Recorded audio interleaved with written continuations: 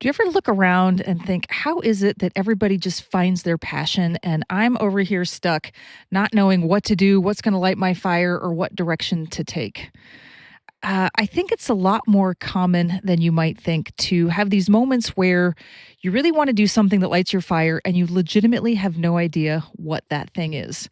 So, I'm going to give you a few reasons for why this happens and then a couple of things you can do to stoke that little flame of passion in your heart and turn it into more of a roaring fire.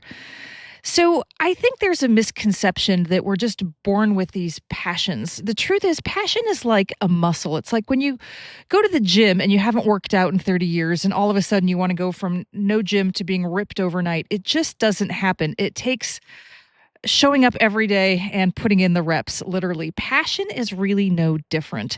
So if you've gone through a phase where you haven't been exercising your passion in little tiny ways, let alone big ways, that muscle hasn't developed and it hasn't grown.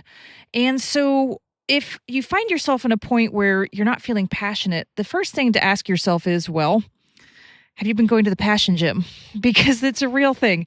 And it's not always like we need to have this life altering, cancer curing, hunger ending passion. It can be really small things like, wow, it'd be really fun to start a book club with my friends. Or I've always wanted to go on this hike and man, that would bring me some joy to get to the top and look at the view. Or there's a new restaurant in town that I have just been dying to try. I mean, passion is often in the daily little things that we do. And when we exercise that passion muscle, it gets stronger and we get more excited from those little things, and it leads us to more inspired action for bigger things. And then oftentimes, really big things will dawn on us. But that happens after we go to the passion gym a bit. So if you haven't been to the passion gym, that's the place to start. And I think that there's a few reasons that people don't go to the passion gym. And number one, it's this idea of, well, I should be doing this. I should be showing up in this way. I should be doing this kind of job. I should be making this kind of money. I should be having this kind of lifestyle. I should. There's a lot of shoulds. And that often drowns out the little whispers of excitement and the little whispers of passion in there. So, what are some of the things you're saying I should do, but they're not really what you actually want to do? Good question. The second thing is that I think often we are dealing with burnout and burnout from not being at the passion gym, to be honest, burnout from doing too many of those shoulds. And when we're burned out and we're tired, it is hard to have the energy to do something that will light us up and that will make us feel excited and passionate. So, and I've been through this phase so many times in my life where I've pushed really hard and really honestly too hard and I've burned out, and it's taken me a while to recover and find that energy to start something new again. But if I was to relive moments of my life a little differently with the knowledge I have now, in those moments of burnout, I would have taken the time to find more moments of joy, more moments of excitement. I would have gone to the passion gym in smaller ways, gone to the movies more, gone out with friends more, gone and did a ski trip more, whatever the thing is. Just those little things that even when you're burned out, it doesn't need to be a big career. It can be little things that feel exciting. And that's often what, number one, will cure burnout faster. But number two, gets you in the momentum of excitement and passion. It's also really easy to numb out. It's really easy when you're tired at the end of a long day to numb out on your phone or on the media or on Netflix. And while there is some value in that, the truth is that's often not the most exciting thing we can do. Usually there's more exciting things we can do. And when we go to the passion gym in those moments and we do little small things of excitement, that's what starts to stoke the flame of excitement in our heart and that flame of passion. The other thing I've noticed that happens is when someone's looking for their passion and they're a little blank is that they're waiting for it to just drop in before they take action. But here's what I've discovered is when you take action in the direction of something that excites you, the action becomes more of a snowball and it builds on itself. And so it's action first, clarity and inspiration second. So if there's anything I would recommend, it's like take some action in the direction of something that excites you, and that will often snowball and provide the clarity.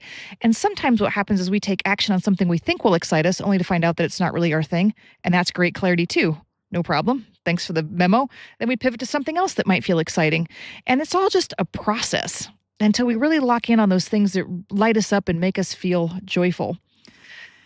And the other thing, and this is kind of a big one, is that sometimes I think we block ourselves from really feeling that passion because we're afraid of what that passion will demand from us. And I speak from personal experience on this, where I've gone a lot of moments in my life and my career pushing really hard on something I was jazzed about and pushing myself almost, actually, not almost, entirely too hard.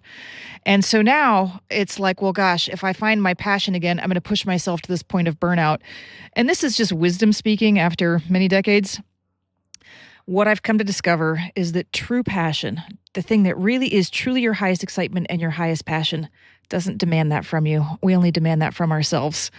True passion is balance, it's joy, it's things that light us up and feel exciting and we love doing and energize us.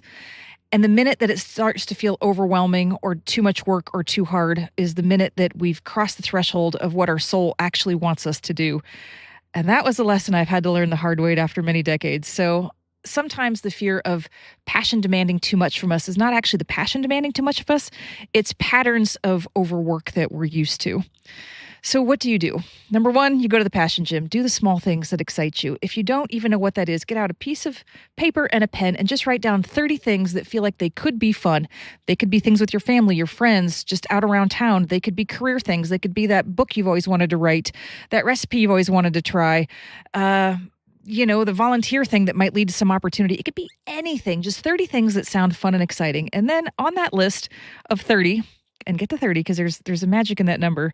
Pick out a couple that feel the most exciting and just go take action and do it. And if you do that and you go to the passion gym regularly, I promise the big vision of the thing that's really going to light you up will dawn. But we've got to get into the energy of passion, and that's our soul whispering to us. And when our soul whispers to us, go do this little thing that feels passionate, and we take action, it then whispers bigger things and more exciting things and more amazing things. But we've got to take the first step. So that is how to kind of get unstuck and really find what it is that you're passionate about.